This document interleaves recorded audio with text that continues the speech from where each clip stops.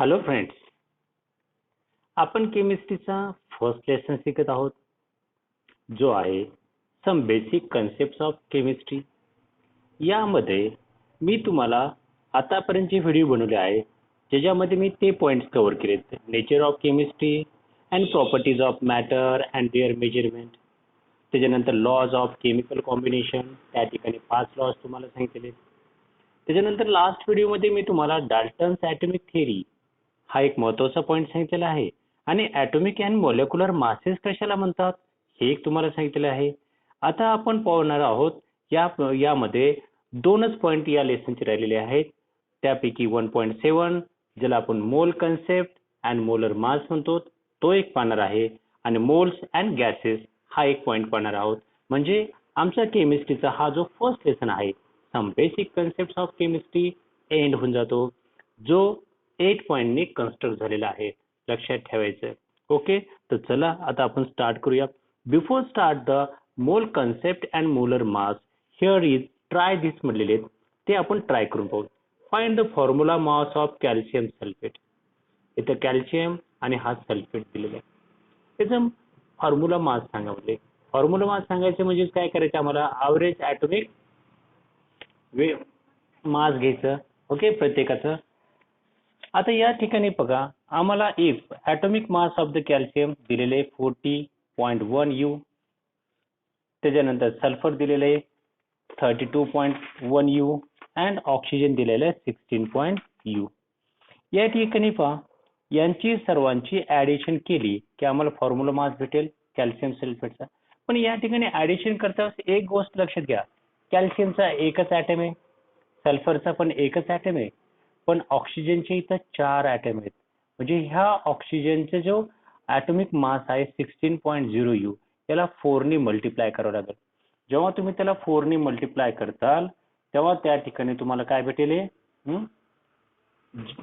त्या ठिकाणी 4 6 are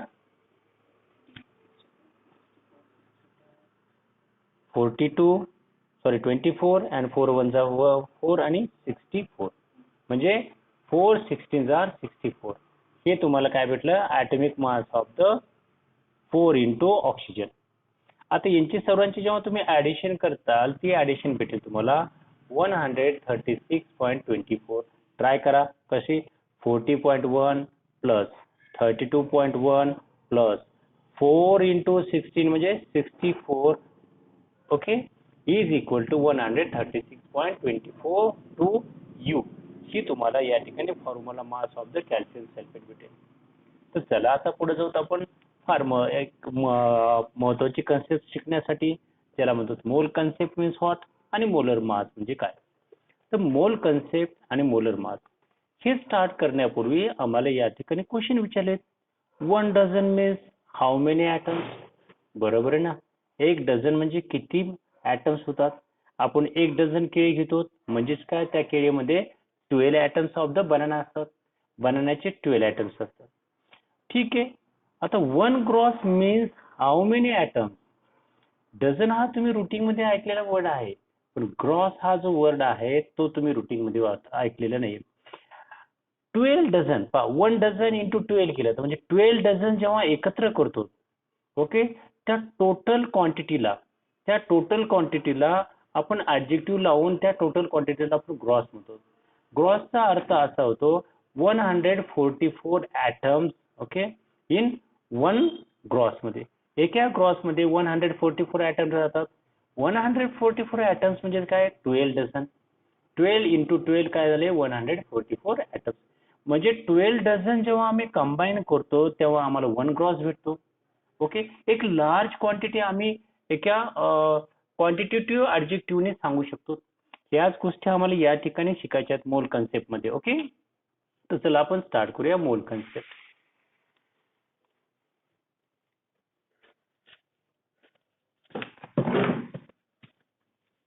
आता मोल, expressing large count of object is made easy by using quantitative adjectives such as dozen, cross. पण जेव्हा आम्हाला एखाद्या ऑब्जेक्टच्या एक लार्ज काउंटिंग असते, ती काउंटिंग आम्हाला एक्सप्रेस करायची आणि ती लार्ज काउंटिंग एक्सप्रेस करण्यासाठी आम्हाला ती इझी गेली पाहिजे. याच्यासाठी आम्ही क्वांटिटेटिव्ह ॲडजेक्टिव्हचा वापर करतो. ह्या क्वांटिटेटिव्हच्या ॲडजेक्टिव्हच्या माध्यमातून ऑब्जेक्टची लार्ज काउंटिंग आम्ही एक्सप्रेस करू शकतो. जसं की पहा, डझन म्हणजे 12, समजा बनाना आहेत, 1 डझन बनाना म्हणजे काय, 12 बनाना एकत्र केल्यानंतर आम्ही त्यांना डझन म्हणतो. ते यालाच म्हणायचं ॲडजेक्टिव्ह वापरणं. त्या पूर्ण क्वांटिटीला ॲडजेक्टिव्ह वापरणं, जसं की डझन. ग्रॉस, ज्याच्याबद्दल मी आता सांगितलं तुम्हाला, 144 ॲटम्सला जेव्हा आम्ही कंबाईन करतो एक मोठी लार्ज क्वांटिटीला आम्हाला एक्सप्रेस करण्यासाठी आपण या ठिकाणी क्रॉस वापरला. 144 ॲटम्स साठी आपण क्रॉस हा वर्ड यूज करतो. That is called quantitative adjective. Okay. त्याच्यानंतर पुढे जाऊन पहा, you know that even a small amount of any substance contains a very large number of atoms or molecules. ही जे ना क्वांटिटेटिव्ह ॲडजेक्टिव्ह आपण ती अनेक काही ठिकाणी वापरू शकतो.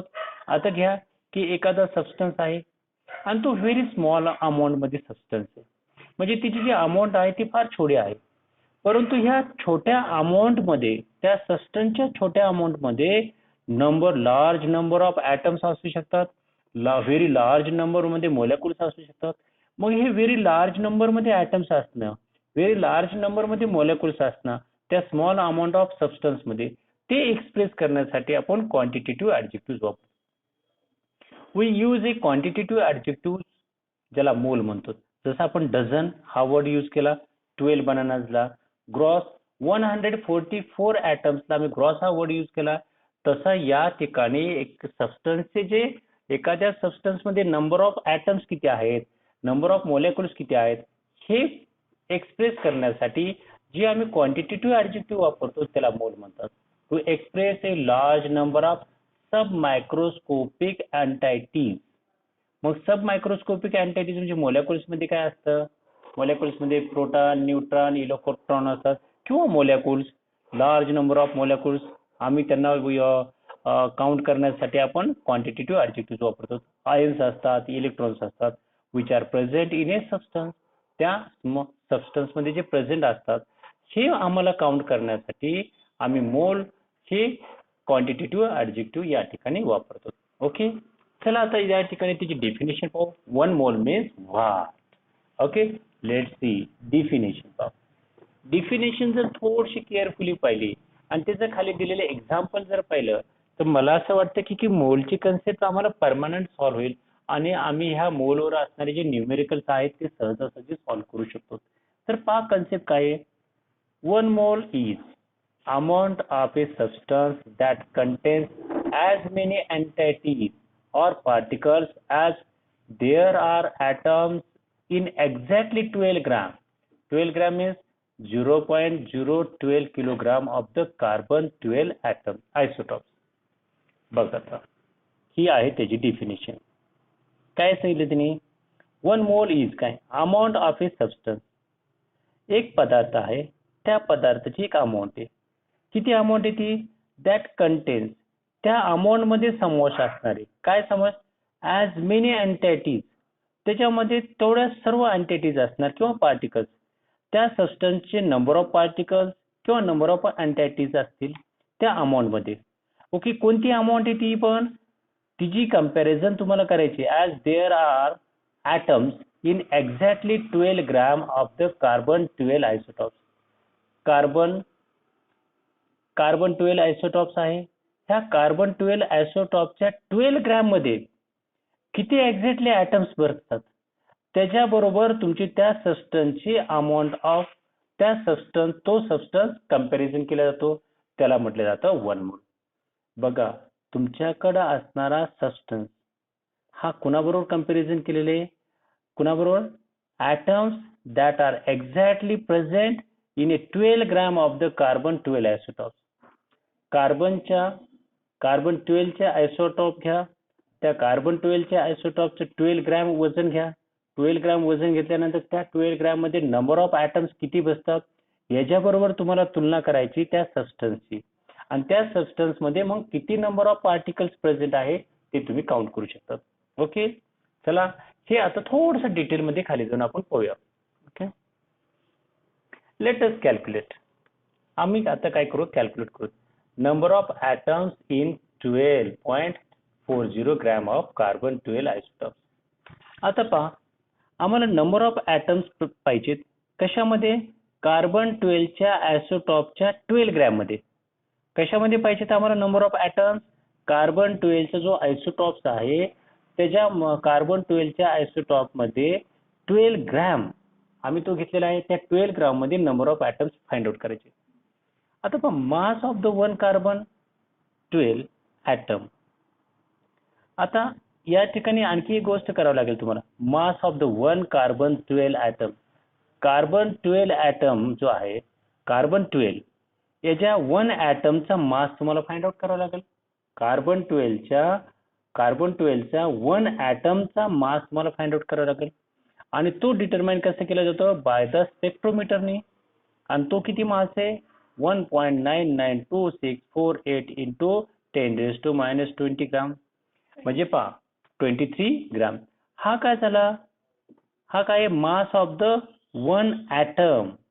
एका ॲटमचा मास आहे. कुणाचा आहे पण, कार्बन 12 आयसोटॉपचा आहे. कार्बन 12 आयसोटॉपच्या वन ॲटमचा मास 1.992648 इंटू 10⁻⁻23 ग्राम भेटला तुम्हाला. Mass of one mole carbon atom. आता या ठिकाणी काय काढायचं आम्हाला परत, कार्बन ॲटमच्या वन मोलचा मास. तो कशामध्ये, ग्रॅम मध्ये येतो. तो कशात व्यक्त होतो, ग्रॅम मध्ये, म्हणजे 12 ग्रॅम या ठिकाणी. ओके. आता number of atoms in the 12 gram. आता आम्हाला फाइंड आउट काय करायचं आहे, 12 gram of the carbon 12. Carbon 12 हा 12 ग्रॅम आहे तुमच्याकडे, आणि कार्बन 12 हा 12 ग्रॅम मध्ये जे आहे नंबर ऑफ ॲटम्स किती आहेत हे फाइंड आउट करायचे. मग त्याच्यासाठी फॉर्म्युला काय आहे, 12 ग्रॅम पर मोल. म्हणजे तुमच्याकडे 12 ग्रॅम दिलेले कार्बन ॲटम, कार्बन 12 पर मोल, एका मोलमध्ये किती निघतात ते पाहिजेत. आणि डिवायडेड बाय काय करायचं तुम्हाला, कार्बनच्या ॲटम व एका ॲटमच्या मासने तुम्हाला डिवाइड करायचं. मग कार्बनचा एक ॲटमचं मास किती, 1.992648 इंटू 10⁻⁻23 ग्रॅम पर ॲटम, जे आता आपण फाइंड आउट केलं होतं.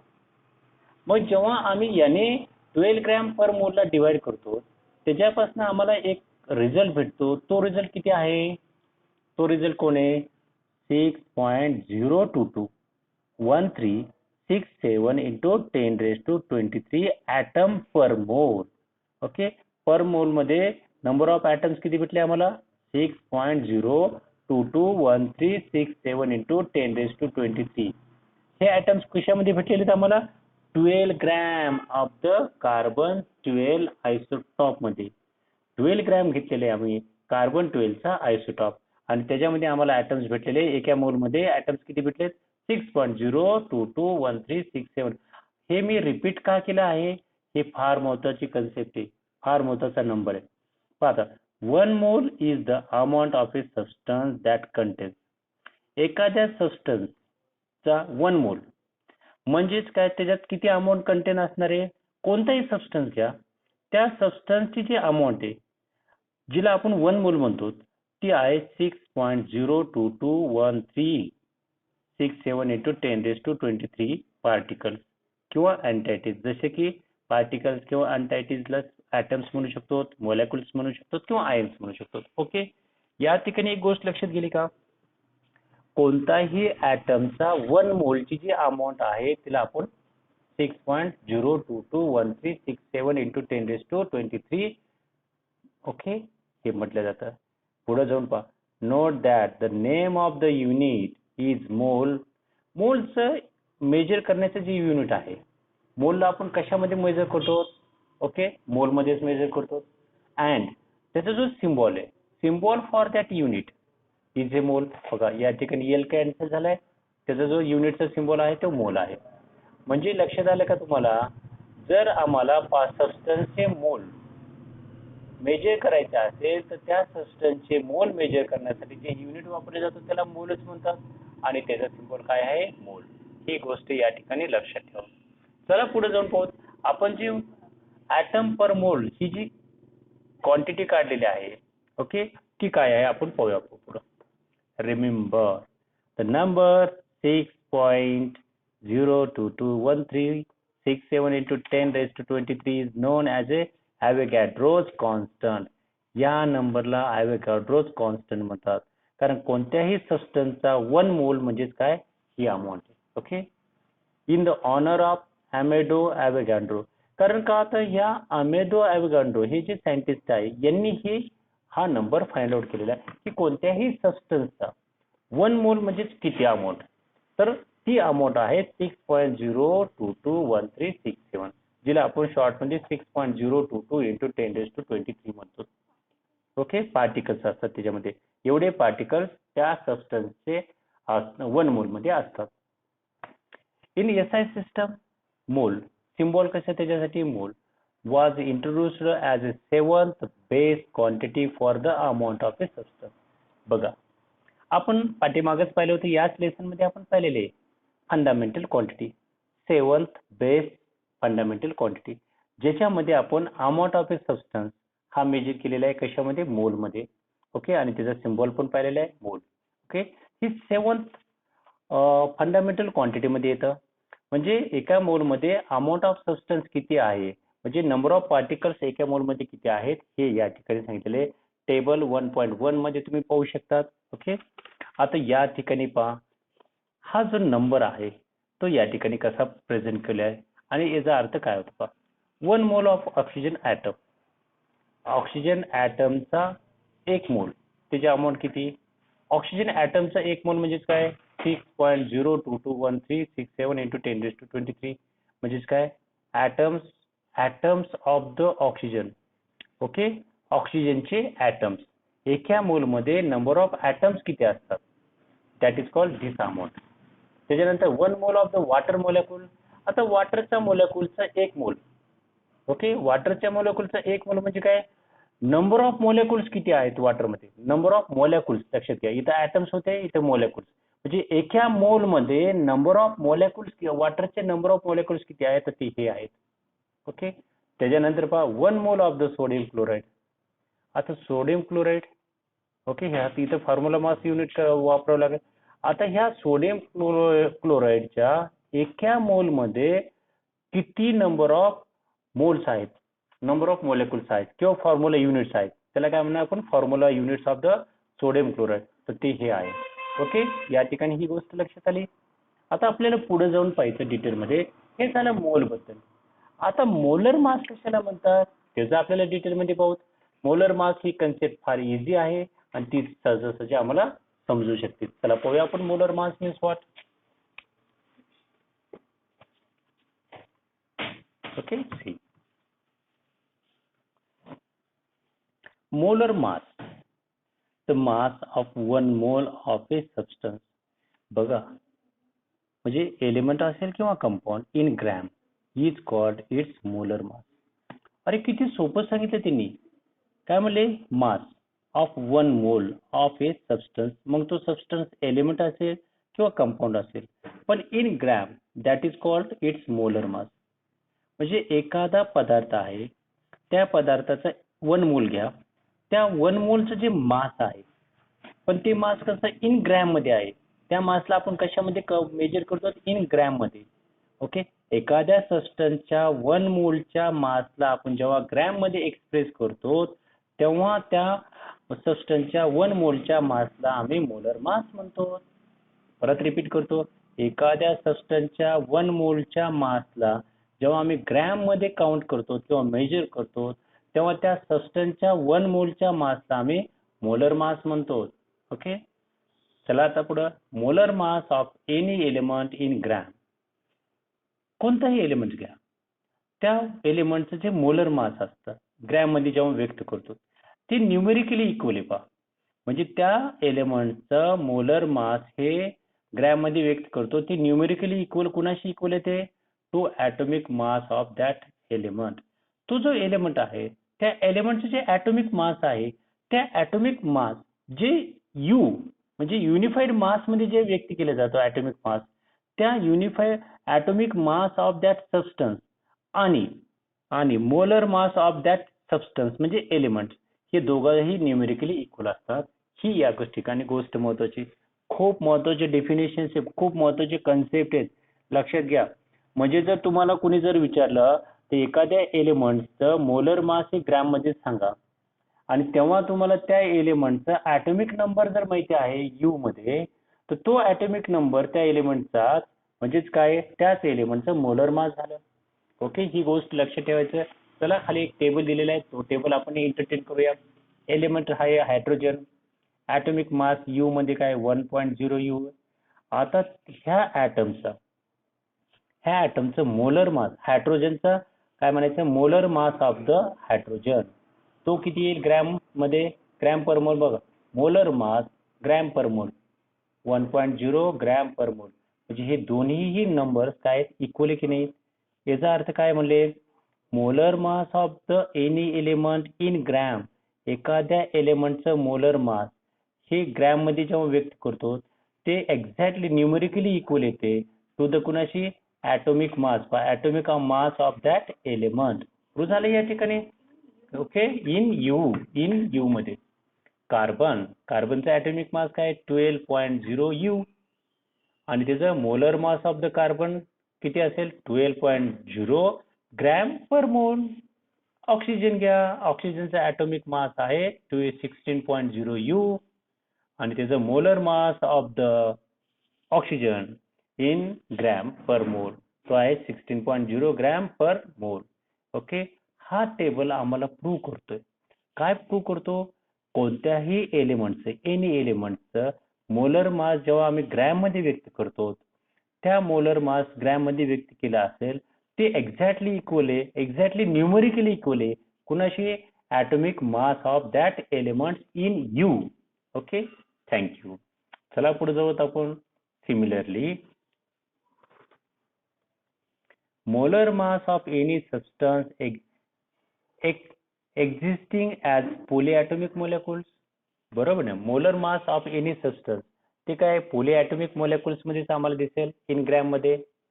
Is numerically equal. आता इथं बघा numerically equal to its molecular mass और फॉर्म्युला मास.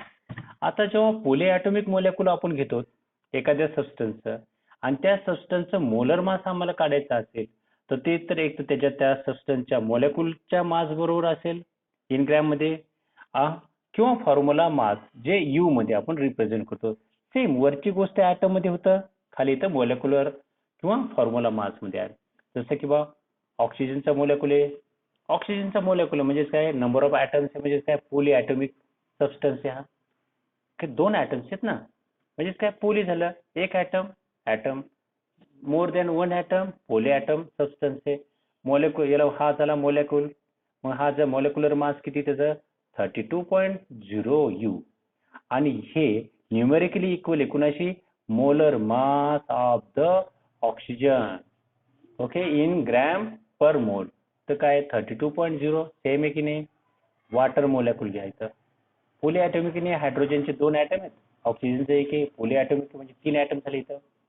मोलेक्युलर मास किती त्यांचा 18.0 यू.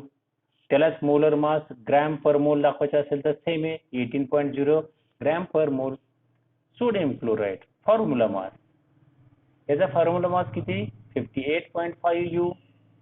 मग त्याचा molar mass of the sodium chloride किती 58.5 ग्रॅम पर मोल. ओके, आता या ठिकाणी एक गोष्ट लक्षात घ्या, खूप महत्वाचा फॉर्म्युला त्यांनी सांगितलेला आपल्याला. Molar mass of oxygen atom, ऑक्सिजनचा ॲटम आहे, त्या एका ॲटमचं मोलर मास काढा.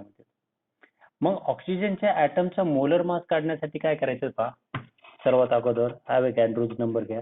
ॲव्होगॅड्रोज नंबर हा ॲटम पर मोल 6.022 into 10⁻23 item per mole into ऑक्सिजनच्या ॲटमचा ॲटॉमिक मास किती 16 यू पर ॲटम इंटू या ठिकाणी 1.66056 इंटू 10⁻24 ग्रॅम पर यू. हे कशाचं घेतलेले आपण एमयू, 1 एमयू ची व्हॅल्यू की नाही, आठवते की तुम्हाला 1 एमयू ची व्हॅल्यू ही मी तुम्हाला शिकवलेली. मग हे जेव्हा Avogadro's number into okay atomic mass of the one atom of the oxygen into okay u means mu ची व्हॅल्यू जेव्हा आम्ही हे सर्व मल्टिप्लाय करू तेव्हा आम्हाला भेटेल काय भेटणार आहे molar mass of the oxygen atom जो आहे 16.0 ग्रॅम पर मोल. म्हणजे मोलर मास कसं काढायचं तर त्याच्यासाठी हा फॉर्म्युला आहे. काय formula? Avogadro's number into atomic mass of that atom of that element into 1 u ही नंबर जे आहे तो त्याला मल्टिप्लाय करायचा. तुम्हाला त्या ठिकाणी काही molar mass of that atom of that substance भेटून जाईल. ओके, इन ग्रॅम मध्ये पण इन ग्रॅम पर मोल मध्ये ग्रॅम मध्ये काढायचं म्हणून इथं. चला आता या ठिकाणी आपल्याला काही प्रॉब्लेम दिलेले आहेत. एक लक्षात घ्यायचं, केमिस्ट्रीमध्ये जेवढे नंबर ऑफ प्रॉब्लेम सॉल्व्ह करायला भेटतात तेवढे सॉल्व्ह करून घ्यायचं. खरी मजा त्याच ठिकाणी. चला आपण पाहूया प्रॉब्लेम 1.5 या ठिकाणी. आता थोडासा डिटेल आहे, थोडा मोठा आहे पण छान आहे, समजण्यासारखा आहे. डोंट वरी, फक्त काळजीपूर्वक पाहणं गरजेचं आहे. कॅल्क्युलेट करायचं आहे, मोजायचं आहे. Number of moles and molecules of urea. युरियाचे कोणकोणत्या गोष्टी मोजायच्या पहा. Present in 5.6 gram of urea. चला अगोदर काय क्वेश्चन सांगितलं. Number of moles and molecules of urea present in 5.6 gram of urea. एक युरिया घेतलेले आम्ही, त्याचं वजन किती 5.6 ग्रॅम आहे. तो युरिया आहे 5.6 ग्रॅम. आता ह्या 5.6 ग्रॅम ऑफ युरियाचं नंबर ऑफ मोल्स किती त्याच्यात. ह्या 5.6 ग्रॅम ऑफ युरियामध्ये नंबर ऑफ मोल्स किती, त्याचबरोबर नंबर ऑफ मोलॅक्युल्स किती प्रेझेंट आहेत ह्या 5.6 ग्रॅम ऑफ युरियामध्ये. नंबर ऑफ मोलॅक्युल्स एक लक्षात घ्या. नंबर ऑफ मोल्स, एका मोल्स मध्ये नंबर ऑफ मोलॅक्युल्स प्रेझेंट असू शकतात. लक्षात घ्या, एका मोल्स मध्ये नंबर ऑफ मोलॅक्युल्स प्रेझेंट असू शकतात किंवा नंबर ऑफ मोलॅक्युल्सने मिळून एक मोल बनू शकतो. हे पण लक्षात घ्या. उलटा सुलटा. चला मग आता फाइंड आउट करूत आपल्याला number of moles and number of molecules which are present in the 5.6 gram of the urea काढायचं आहे. सर्वात अगोदर पहा मास ऑफ युरिया किती दिलेला आहे. युरियाचा मास 5.6 gram.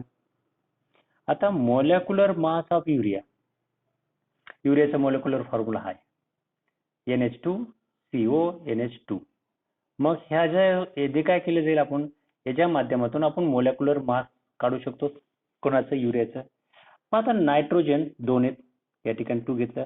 नायट्रोजनचा average atomic mass, average atomic mass of the nitrogen घेऊ, प्लस हायड्रोजनचे इथं 2 ॲटम आहेत, या ठिकाणी 2 ॲटम आहेत. म्हणजे टोटल हायड्रोजनचे ॲटम किती 4 आहेत, या ठिकाणी 4 घेतलं. Into average atomic mass of hydrogen घेतलं. त्याच्यानंतर कार्बन तर इथे एकच दिसतं, मग +1 average atomic mass of the carbon घेतला. ऑक्सिजन पण किती इथं 1 आहे, मग +1 average atomic mass of the oxygen. हे आपण molecular mass of number of substance त्या ठिकाणी काढलेले आहेत. लाईक दॅट या ठिकाणी काढू लागलो. मग पाहता मोलॅक्युलर मास ऑफ युरिया काढायचा आहे. हा 2 ला 2 घेतला. Average atomic mass of the nitrogen किती 14 UA झाला. हा प्लस या ठिकाणी प्लस घेतला. आता या ठिकाणी पहा काय केलं त्यांनी 1 × 12U 1 × 12U कोण घेतलेलं इथं कार्बन घेतलेलं आहे. 1 × 12U थोडा उलट केलेलं आहे समजण्यासाठी. प्लस या ठिकाणी बघा हा जो 4 आहे 4 इंटू हायड्रोजनचं ॲव्हरेज ॲटॉमिक मास किती 1U, 4 × 1U प्लस ऑक्सिजन किती तर 1 आहे. हा बघा ऑक्सिजन किती 1 आहे, हा 1 into average atomic mass of the oxygen किती 16U. जेव्हा आम्ही यांना मल्टिप्लाय करूत प्लस यांना मल्टिप्लाय करूत प्लस यांना मल्टिप्लाय करूत प्लस यांना मल्टिप्लाय करूत आणि त्यांची ॲडिशन करूत तर 60U भेटतं.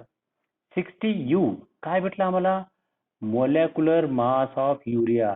हा युरिया आहे, ह्या युरियाचं मोलॅक्युलर मास भेटलं आम्हाला. आता मोलॅक्युलर मास जेव्हा भेटतं म्हणजे त्याला मोलर मास ऑफ युरिया पण म्हणतो 60 ग्रॅम पर मोल.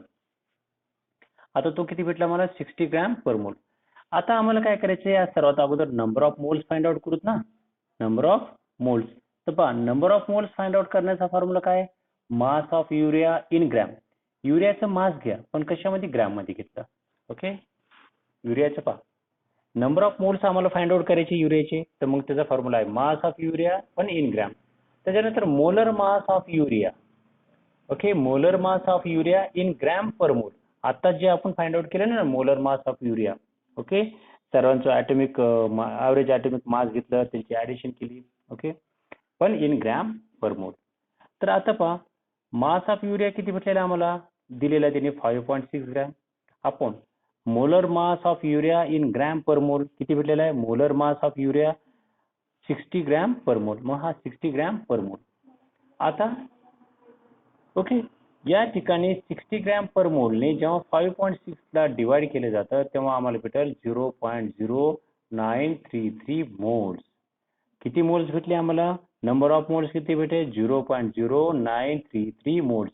नंबर ऑफ मोल्स भेटले आम्हाला या फॉर्म्युलेने. आता नंबर ऑफ मोलेक्युल्स पाहिजेत आम्हाला. नंबर ऑफ मोलेक्युल्स पहा किती मोलेक्युल्स आहेत ह्या 5.6 ग्रॅम ऑफ युरियामध्ये. तर नंबर ऑफ मोल्स पाहण्यासाठी काय आहे फॉर्म्युला? नंबर ऑफ मोलेक्युल्स पाहण्यासाठी फॉर्म्युला आहे नंबर ऑफ मोल्स. हे पहा number of moles into Avogadro's constant into Avogadro's constant घ्यायचा आहे. ओके, चला घेऊया मग. नंबर ऑफ मोल्स भेटलेले आहेत आम्हाला हे या ठिकाणी घेतले 0.0933. त्याच्यानंतर आम्हाला काय घेतलं? ॲव्होगाड्रोस कॉन्स्टंट आहे जो आहे 6.022 इंटू 10⁻23 मोलेक्युल पर मोल. पर मोल मध्ये असणारे मोलेक्युल. जर यांचं आम्ही मल्टिप्लिकेशन करतो तर आम्हाला मल्टिप्लिकेशन मध्ये ही अमाऊंट भेटते 0.5618 इंटू हा 10⁻23 मोलेक्युल्स. ओके, तर आम्हाला मोलेक्युल्स किती भेटायला लागले या ठिकाणी? 0.5618 इंटू 10⁻23 मोलेक्युल्स. म्हणजे हे एक्झॅक्टली किती बरं नाही समजत ना. मग आम्हाला एक होल नंबर पाहिजे असेल तर हा पॉईंट जर आम्ही इकडे जर रिमूव्ह करतो, सरकवतो, तर त्यावेळेस इकडची जी पॉवर आहे ती कमी होत असते. इथे 23 आहे तर बघा 22 केली, हा पॉईंट इकडे घेतला. 5.618 इंटू 10⁻22 मोलेक्युल्स आम्हाला भेटले. नंबर ऑफ मोलेक्युल्स जे 5.6 ग्रॅम ऑफ युरियामध्ये आहेत ते नंबर ऑफ मोलेक्युल्स किती आहेत? 5.618.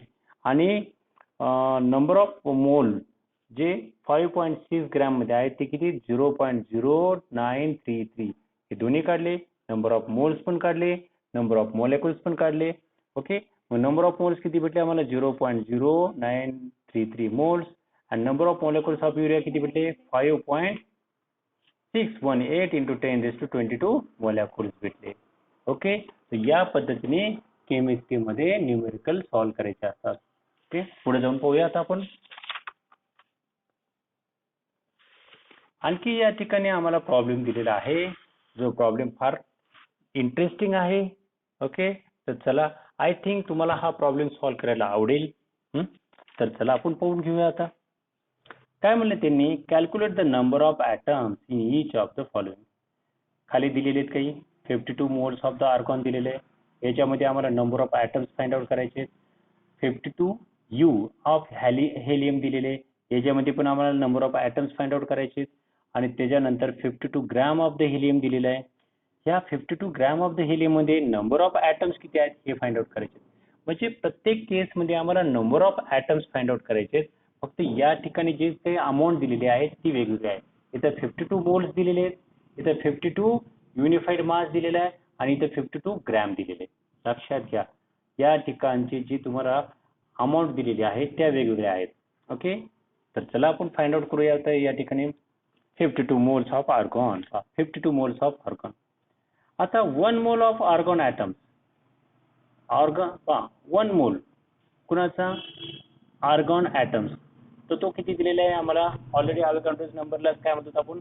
1 mole of okay any substance.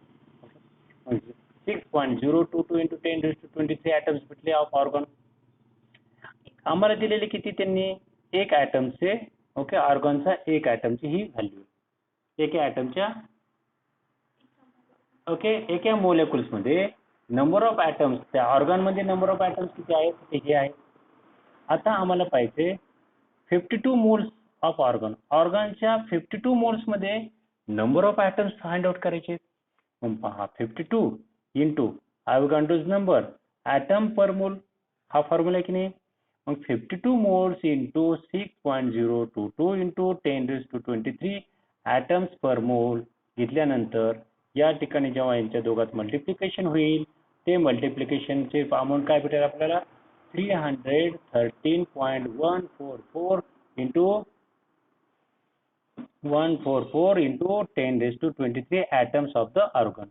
म्हणजे आम्हाला जेव्हा 52 मोल्स ऑफ ऑर्गन भेटलाय, त्या 52 मोल्स ऑफ ऑर्गन मध्ये नंबर ऑफ ॲटम्स किती भेटले आम्हाला? 313.144 into 10⁻23 atoms are present in the 52 moles of the organ. Okay, जसं की पहा या ठिकाणी हा मोल कॅन्सल झालेला आहे, त्या दोघांमध्ये मल्टिप्लिकेशन केलं आणि खाली काय भेटलं मला? ॲटम्स भेटले. लक्षात ठेवा, हा मोल कॅन्सल होऊ शकतो. आता नेक्स्ट एक्झाम्पल पाहूया आपण. 52U of helium. या ठिकाणी 52 युनिफाईड मास दिला हेलियमचा. ठीक आहे, मग atomic mass of the helium. आता पहा, हेलियमचा आम्हाला काय काढायचं आहे? Atomic mass is equal to mass of one atom of the helium. लक्षात घ्या, mass of one atom of the helium म्हणजेच काय? त्याचा ॲटॉमिक मास. ओके, एखाद्या सबस्टन्सच्या ॲटमचा ॲटॉमिक मास तोच काय असतो? त्याचा atomic mass of that. Okay, atomic mass of that substance. मग इथं पहा, हेलियमचा ॲटॉमिक मास किती? 4.0U is equal to 1 helium. Okay, आता तुम्हाला 52U दिलेला आहे, तो 52U काढायचा. म्हणजे याच्यामध्ये नंबर ऑफ ॲटम्स किती आहेत हे फाइंड आउट करायचे तुम्हाला. 52U ऑफ द हेलियम, याच्यामध्ये नंबर ऑफ ॲटम्स किती? मग 52U into 1 item divided by 4.0U काढला. मग 4.0U ने जेव्हा हा U कॅन्सल झाला, 4 ने जेव्हा याला मल्टिप्लाइड केले जाईल, डिवाइड केले जाईल, 4 1 जा 4, 1 इथं आला 12 झाले, 4 3 जा 12, 13. नंबर ऑफ ॲटम्स किती भेटले आम्हाला? 13. Number of atoms 13 in the 52U of helium.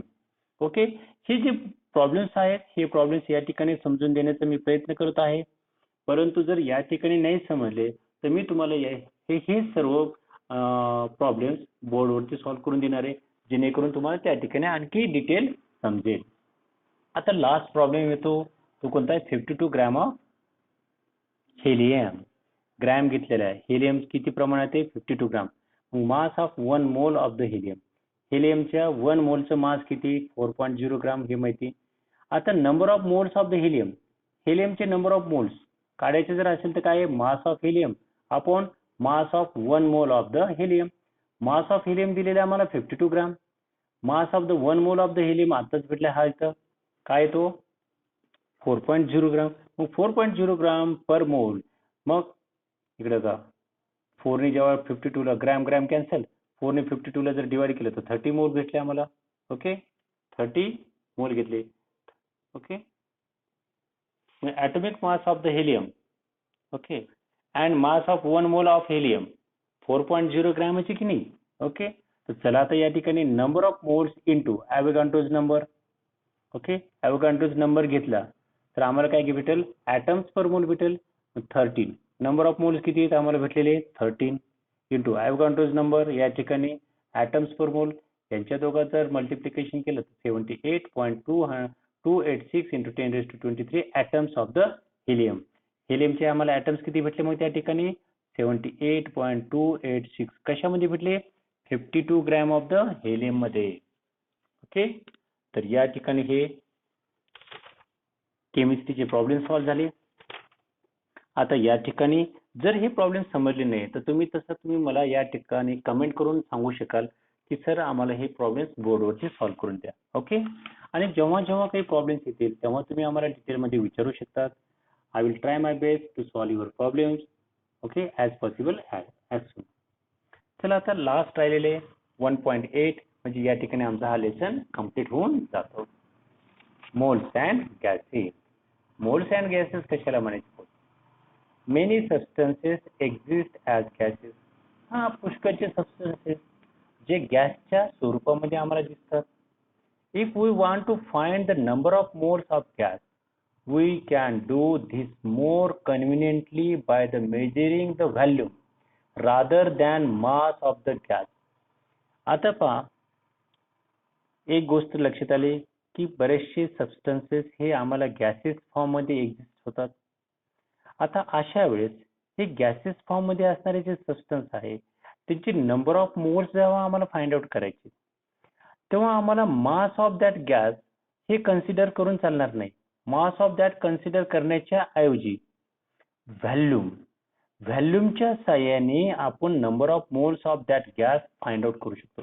म्हणून या ठिकाणी number of moles of the gas find out करण्यासाठी व्हॉल्यूम घेत होतो आपण, की जे व्हॉल्यूम घेतो आणि मास of the gas he concept या ठिकाणी वापरले जात नाही. Chemist have deduced from Avogadro's law that 1 mole of any gas occupies a volume of 22.4 decimeter cube at standard temperature 0 degree Celsius and pressure 1 atmosphere, which is standard temperature and pressure. Okay, आता पहा, या ठिकाणी एक गोष्ट लक्षात घ्या. आम्हाला chemistry काय केलेलं की अवोगाड्रोच्या लॉ पासून 1 मोल ऑफ एनी गॅस, कोणत्याही गॅसचा 1 मोलची व्हॅल्यू सांगितली की तो 1 मोल जो आहे त्या गॅसचा तो किती व्हॉल्यूम ऑक्युपाय करतो, तो 22.4 डेसिमीटर क्यूब एवढा volume 1 mole of that gas occupy करतो. पण कधी हा व्हॉल्यूम ऑक्युपाय केला जातो जेव्हा टेम्परेचर हे 0 डिग्री सेल्सिअसला असेल, म्हणजे त्याला स्टँडर्ड टेम्परेचर म्हणतात.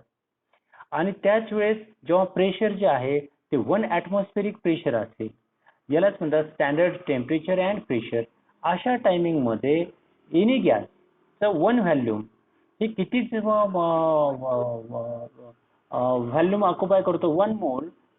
एनी गॅसचा 1 मोल हा 22.4 डेसिमीटर क्यूब एवढा व्हॉल्यूम ऑक्युपाय करतो जेव्हा टेम्परेचर आणि प्रेशर हे स्टँडर्ड असेल. The volume of 22.4 decimeter cube at standard temperature and pressure is known as a molar volume of a gas. याला काय म्हटलं जातं, molar volume of a gas, त्या गॅसचा मोलर व्हॉल्यूम. ओके, या ठिकाणी मग ते जे फॉर्म्युले दिलेत बस ते फॉर्म्युले पाहिले की संपलं आपलं lesson. Number of moles of gas त्याला यांनी डिनोट केलं जातं. मग काय करायचं, number of moles of gas, गॅसचे number of moles find out जर करायचे असेल तर काय करावं लागेल आपल्याला, volume of the gas at standard temperature and pressure, त्या गॅसचा व्हॉल्यूम स्टँडर्ड टेम्परेचर अँड प्रेशरवरती घ्या, आपण मोलर व्हॉल्यूम ऑफ गॅस, त्या गॅसचा मोलर व्हॉल्यूम घ्यायचा आणि आम्हाला number of moles of gases भेटू शकतात. त्याच्यानंतर पहा number of moles of gases म्हणजे N is equal to volume of a gas at standard temperature and pressure. Molar volume of gas किती, 22.4 डेसिमीटर क्यूब पर मोल. या ठिकाणी हा फॉर्म्युला आम्हाला भेटला. पुढे जाऊन पहा नंबर ऑफ मोलॅक्युल्स. आता पहा नंबर ऑफ मोलॅक्युल्स फाइंड आउट करायचे, तर नंबर ऑफ मोलॅक्युल्स फाइंड आउट करण्यासाठी सर्वात अगोदर आम्हाला नंबर ऑफ मोल्स घ्यावं लागतात. नंबर ऑफ मोल्सला ॲव्होगाड्रोज नंबरने मल्टिप्लाय केलं की आम्हाला नंबर ऑफ मोल्स भेटून जातात. ओके, त्याला number of moles into Avogadro's number molecules per mole. Okay, एका मोल मध्ये नंबर ऑफ मोल्स किती आहेत, एका मोल मध्ये नंबर ऑफ मोलॅक्युल्स किती आहेत, हे फॉर्म्युला काढण्यासाठी आम्हाला number of moles into Avogadro's number हे केलं की संपून जातं या ठिकाणी. आता एक गोष्ट लक्षात घ्या सर्वात महत्वाची, IUPAC has recently changed the standard pressure. Standard pressure आताच काय बोलतो आपण, 1 ॲटमॉस्फेरिक प्रेशर. पण 1 ॲटमॉस्फेरिक प्रेशरला IUPACने आताच चेंज केलं आणि 1 ॲटमॉस्फेरिक प्रेशरच्या ऐवजी 1 बार हे प्रेशर वापरलं जातं. Under this new standard temperature and pressure condition, आता नवीन standard pressure and standard temperature and pressure ही कंडिशन आली, तर मोलर व्हॉल्यूम ऑफ गॅस, मग गॅसचा जो मोलर व्हॉल्यूम आहे तो पण चेंज झाला. तो काय चेंज झाला, 22.71 लिटर पर मोल. अगोदर काय होता 22.4 डेसिमीटर क्यूब होता, या ठिकाणी 22.71 लिटर पर मोल हा झालेला आहे. ओके, याच्याच बेसवरती या ठिकाणी प्रॉब्लेम 1.7 दिलेला आहे.